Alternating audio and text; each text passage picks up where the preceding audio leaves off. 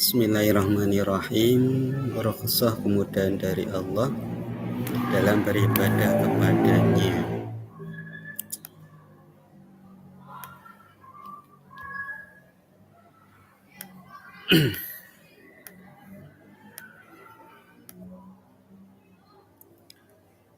Rukhsah atau kemudahan dari Allah itu banyak sekali terkait ibadah-ibadah yang kita lakukan setiap hari-harinya.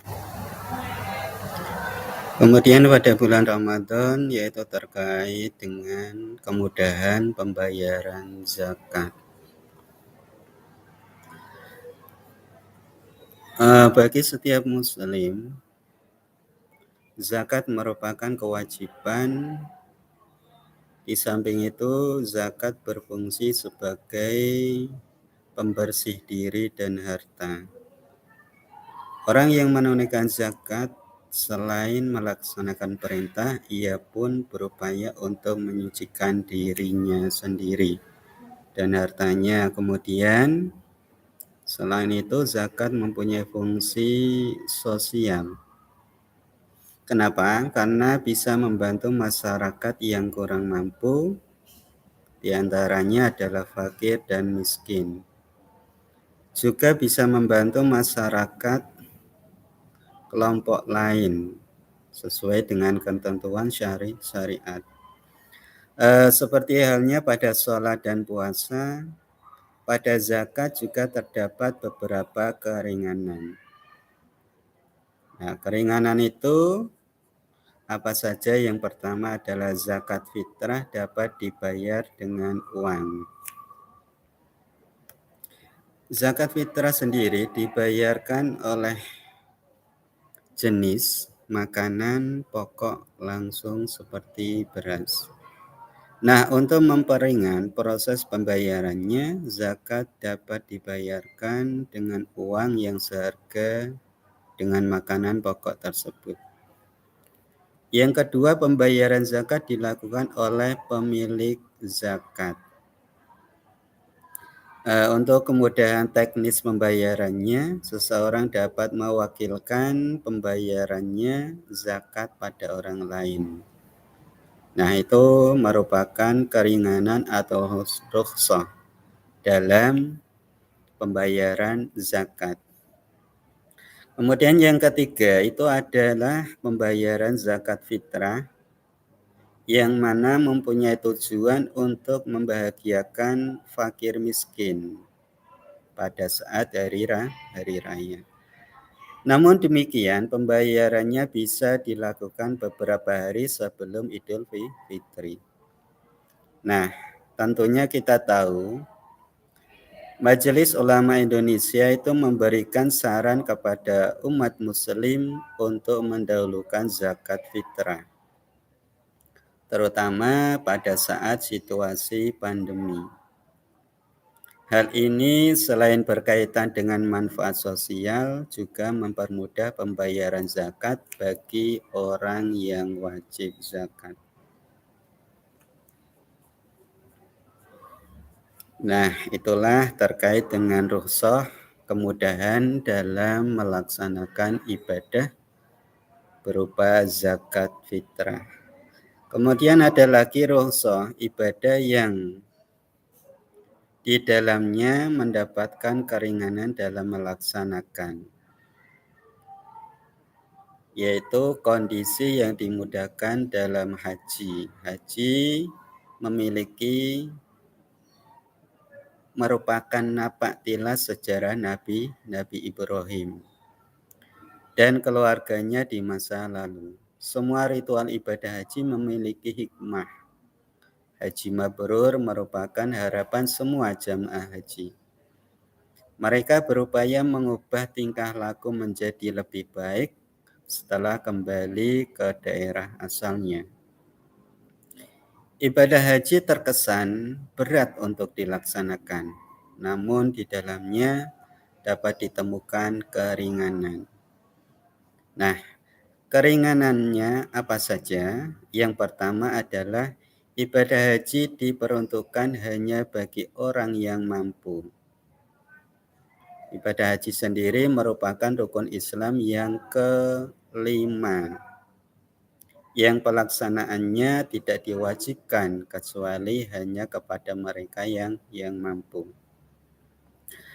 Allah Subhanahu wa taala mewajibkan ibadah ini hanya kepada mereka yang mampu untuk berangkat haji. Mereka yang tidak masuk dalam kategori mampu tidak diwajibkan untuk mengerjakan ibadah haji. Sebagaimana di dalam Al-Qur'an, ya, kalau tidak salah surat Al-Imran ayat 97 yang bunyinya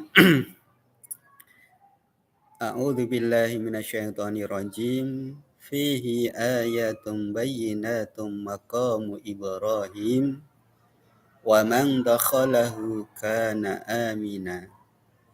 Walillahi 'alan nasi hajjul baiti man istata'a ilaihi sabila. Wa man kafara fa innallaha ghaniyyun 'anil 'alamin. Artinya di sana terdapat tanda-tanda yang jelas, yaitu diantaranya makam Ibrahim. Barang siapa memasukinya, yaitu ke Baitullah, maka amanlah ia. Dan di antara kewajiban manusia terhadap Allah adalah melaksanakan ibadah haji ke Baitullah, yaitu bagi orang-orang yang mampu mengadakan perjalanan ke sana. Namun barang siapa mengingat Allah Maha Kaya, yaitu tidak memerlukan sesuatu dari seluruh alam. Nah, ibadah haji diperuntukkan bagi orang yang mampu. Mampu dalam ibadah haji berhubungan dengan biaya. Kemudian ada keluarga yang ditinggal dan kemampuan fisik atau sehat selama melaksanakan ibadah haji. Selain itu tersedianya transportasi yang aman menuju Mekah. Muslim yang sudah mampu akan tetapi tidak melaksanakan haji, maka ia berdosa. Kenapa? Karena meninggalkan kewajibannya sebagai orang Islam. Kemudian yang kedua yaitu terkait dengan haji bisa dilaksanakan sekali seumur hidup. Jadi ibadah haji diwajibkan hanya sekali. Apabila akan melaksanakan ibadah haji, maka hukumnya sudah tidak wajib lagi. Karena dalam seumur hidup hanya bisa atau diwajibkan satu. Kemudian pelaksanaan ibadah haji itu boleh ditunda meski sudah mampu. Ini merupakan rukhsah dari Allah. Seseorang sudah masuk dalam kategori mampu, akan tetapi belum melaksanakan ibadah haji, hal ini diperbolehkan. Rasulullah pada saat turunnya ayat tentang haji, yaitu tahun ke-6 Hijriah, tetapi Rasulullah baru melaksanakan ibadah haji pada tahun ke-10 Hijriah. Nah, pada situasi pandemi, ibadah haji dapat ditunda walaupun sudah ada ketentuan untuk berangkat. Hal ini kenapa? Karena dilakukan untuk kemaslahatan umat, yaitu kebaikan masyarakat atau manusia lainnya. Kemudian ada lagi rukhsah dalam melaksanakan ibadah haji. Boleh memilih tamattu, qiron atau ifrad.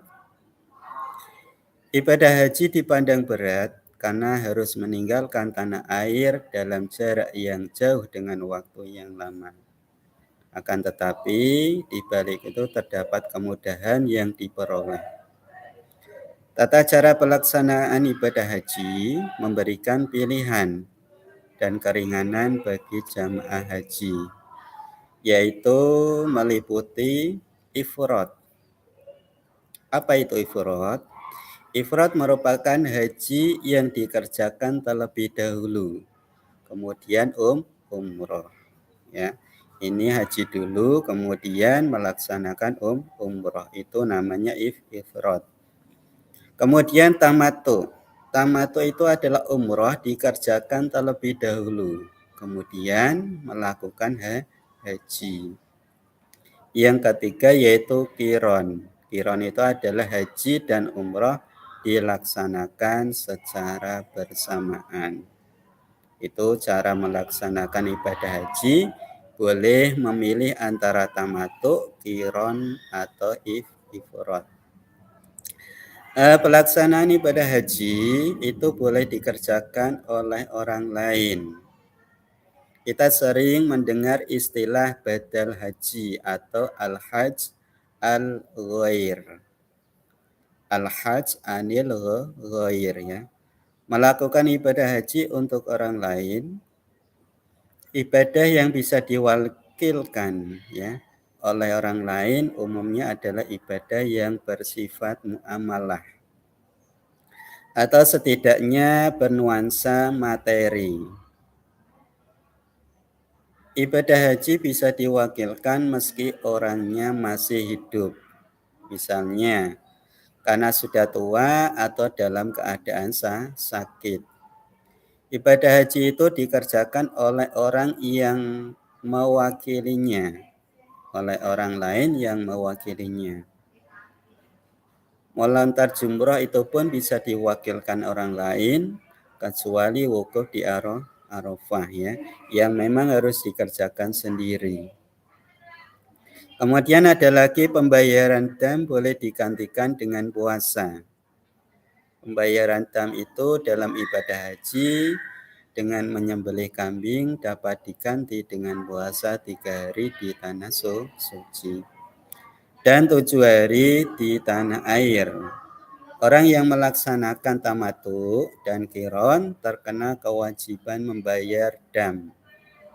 Namun, kalaupun tidak punya uang untuk menyembelih kambing, dendanya dapat diganti dengan berpuasa 3 hari di tanah suci. Kemudian 7 hari setelah kembali ke tanah air. Sebagaimana firman Allah itu di dalam surat Al-Baqarah, ya, ayat 109. Wa atimul hajja wal umrata lillah ila akhirih. Sebagaimana artinya, dan sempurnakanlah ibadah haji dan umroh karena Allah. Jika kamu terkepung, terhadang oleh musuh atau karena sakit, maka sembelihlah korban yang mudah didapat. Dan jangan kamu mencukur kepalamu sebelum korban sampai di tempat penyembelihannya. Jika ada di antaramu yang sakit atau ada gangguan di kepalanya, lalu ia bercukur, maka wajiblah atasnya berfidyah, yaitu berpuasa atau bersedekah atau berkorban.